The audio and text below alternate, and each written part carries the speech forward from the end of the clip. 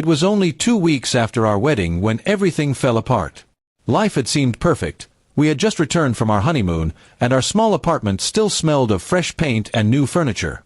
My wife, Amina, had started a new job, and I was proud of her.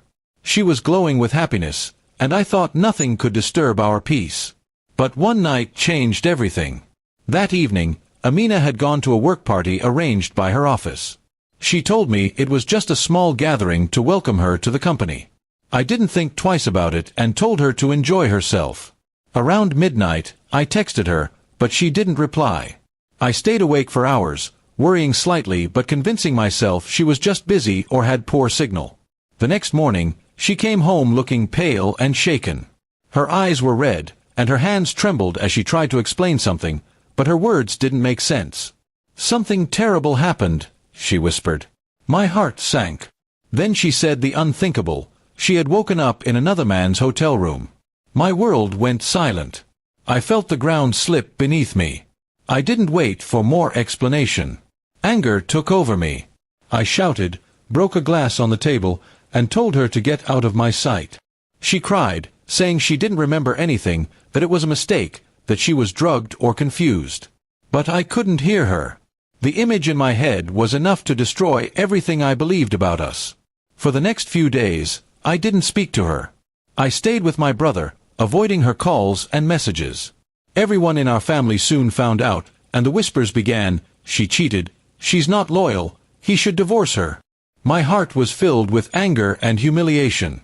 I wanted answers, but more than that, I wanted peace from the pain. Then one day, her friend Sanaa came to meet me. She looked nervous but determined. "You've got it all wrong," she said. "That night wasn't what you think." She explained that Amina had been feeling dizzy during the party and had left early with some colleagues. Apparently, one of her co-workers, a married man named Fahad, offered to drop her home. But on the way, she fainted, and he took her to a nearby hotel to get help because his car broke down. According to Sanaa, the hotel's receptionist confirmed that Amina was unconscious when they arrived. Fahad booked a room, called for a doctor, and then stayed on the couch. Nothing inappropriate happened. But when Amina woke up early in the morning, she saw him there and panicked. Without asking anything, she ran home in shock, assuming the worst. Her memory was hazy from what the doctor later confirmed was a spiked drink. I didn't know what to believe. It sounded like an excuse, but Sanaa showed me security footage she got through a friend who worked at the hotel. My hands trembled as I watched the video. It showed Fahad helping an unconscious Amina into the hotel. He didn't touch her wrongly or act suspiciously. He stayed at a distance, even called someone on his phone several times. The truth hit me hard. My wife hadn't betrayed me. I went home that evening, my chest heavy with guilt. Amina opened the door slowly, looking broken and tired. She thought I was there to end things, but I couldn't hold it in anymore.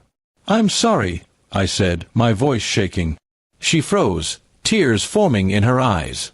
I told her everything I had learned. She cried quietly, saying she had wished I'd just believed her. I didn't have an answer for that. We sat in silence for a long time.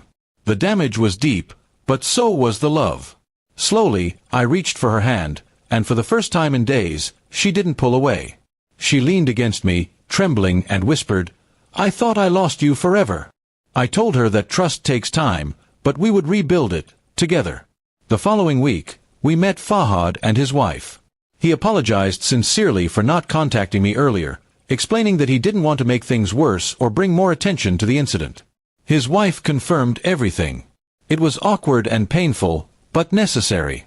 When we left, Amina seemed lighter, like a heavy weight had lifted from her heart.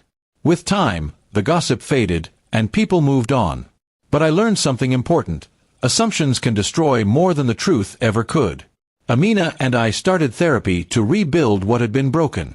We learned to communicate better, to trust again, and to give space for understanding before judgment. Months later, I looked at her across the dinner table and realized how close I had come to losing everything over a misunderstanding. Life isn't always clear, and mistakes can look worse than they are. What matters is how we face them together. Now, when I think about that night, I don't feel anger anymore, just gratitude that we survived it. Our love was tested in the cruelest way, But it taught us both that real relationships aren't built on perfection. They're built on forgiveness, faith, and the courage to see beyond the surface.